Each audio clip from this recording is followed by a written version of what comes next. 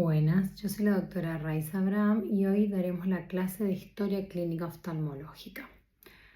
La Historia Clínica Oftalmológica es un documento legal tan importante como cualquier otro.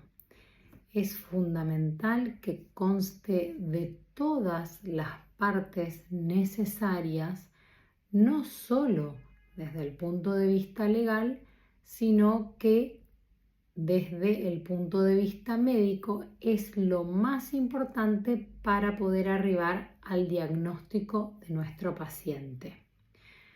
Consta de los pasos de cualquier historia clínica.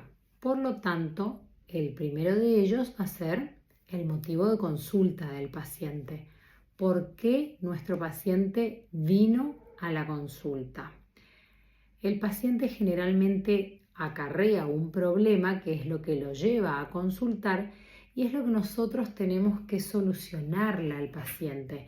Por más que después podamos encontrar otro problema en el examen clínico, es importante que al final de la consulta nosotros le solucionemos la situación que al paciente lo trajo a nuestro consultorio o lugar de trabajo. Entonces, el motivo de consulta lo podemos anotar, ya sea con las palabras propias del paciente, entre comillas, o bien referido, en forma referida. Por ejemplo, el paciente viene y dice, tengo el ojo rojo, ponemos entre comillas, el paciente dijo, tengo el ojo rojo. O referido, el paciente refiere que tiene el ojo rojo. ¿Sí?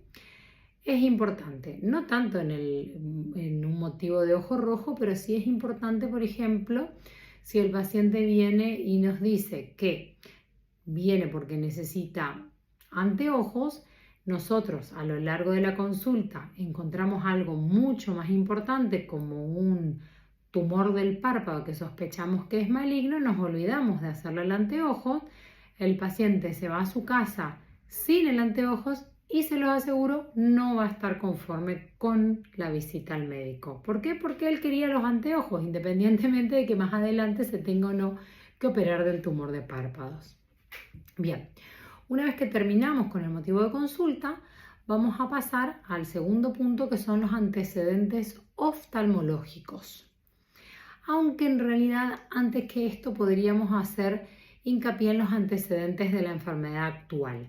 Si el paciente viene no por anteojos, sino por una enfermedad o un síntoma, nosotros tenemos que indagar sobre ese síntoma. Entonces, ¿qué vamos a preguntarle?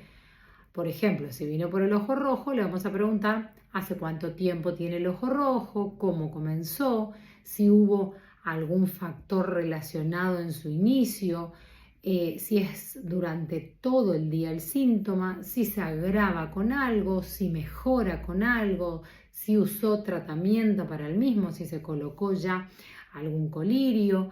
Bueno, son preguntas que nosotros tenemos que hacer para tener una idea de cómo apareció ese síntoma y cuál es la evolución del mismo.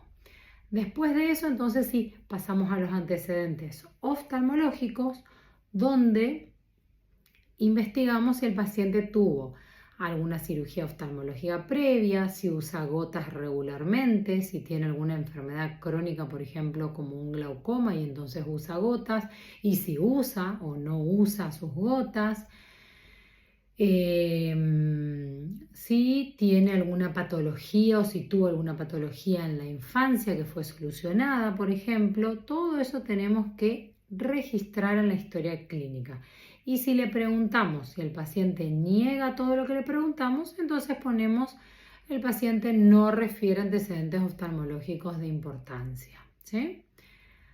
Pasando al siguiente paso, indagamos sobre los antecedentes patológicos, sobre todo aquellas enfermedades que tienen cierta incidencia o repercusión a nivel visual. Por ejemplo, la diabetes, por ejemplo, algún tipo de enfermedad autoinmune, una artritis reumatoidea, un lupus, una enfermedad tiroidea, A veces tenemos que indagar porque el paciente nos va a decir que tiene hipertensión, hipercolesterolemia y se olvida del otro que por ahí ya lo tiene hace mucho tiempo. Entonces podemos preguntar directamente si tiene alguna enfermedad o bien si toma algún medicamento en forma crónica o tomó algún medicamento en forma crónica, ¿sí? Bien, esos antecedentes patológicos. Yo siempre agrego el ítem de antecedentes quirúrgicos porque es importante generalmente, más allá de que el 90% de los pacientes le va a decir sí, me operaron de apendicitis, me operaron de vesícula, muchas veces recaudamos información como la cirugía de un tumor maligno o alguna cirugía que puede tener implicancia por una, por ejemplo, metástasis tardía a nivel orbitario, ¿sí? Por último, los antecedentes heredofamiliares, que son de importancia crucial en algunas patologías heredables como el glaucoma, como la maculopatía degenerativa relacionada con la edad y otras retinopatías que tienen una herencia de importancia, digamos, ¿sí? Bien, de ahí terminamos la anamnesis, pasamos a lo que es examen físico. En el examen físico, a modo de organización, podemos organizarnos lo que se hace con el consultorio iluminado y lo que se hace con el consultorio a oscuras. Con el consultorio iluminado, que en algunos casos lo llamamos en cámara clara, tenemos que tomar la agudeza visual del paciente como podamos. Hoy en día tenemos en el celular muchas aplicaciones que podemos utilizar. Si no contamos con un cartel de prueba o con un proyector, obviamente lo hacemos con una aplicación del celular, que existen un montón, y tomamos la agudeza visual del paciente, ¿sí? Siempre traten de tomar la agudeza visual de lejos, que es más fiel, y además si el paciente usa corrección, lo ideal es que tenga la corrección puesta, pero a veces están en una emergencia, tómenla como puedan de manera que sea en cierto sentido reproducible, ¿no? Para que después puedan volver a tomar la agudeza visual en esa misma situación y ver si mejoró o empeoró. Bien, nosotros una vez que tomamos la agudeza visual pasamos al examen físico, que nosotros los oftalmólogos lo dirigimos si es necesario de acuerdo a lo que nosotros sospechamos o buscamos en esa consulta. No es que le hacemos a todos los pacientes todas las pruebas, pero se las voy a mencionar a todas. La primera es la motilidad ocular extrínseca, ¿sí? Evaluar cómo el paciente mueve los ojos, tanto en las versiones como en las vergencias, como en las ducciones, ¿sí? Que tendrán que leer para poder ver cuál es la diferencia de cada una. Después de la motilidad ocular extrínseca, pasamos a hacer el campo visual por confrontación. Lo sentamos al paciente a 1 metro, nos tapamos el ojo contralateral y evaluamos el campo visual periférico del paciente.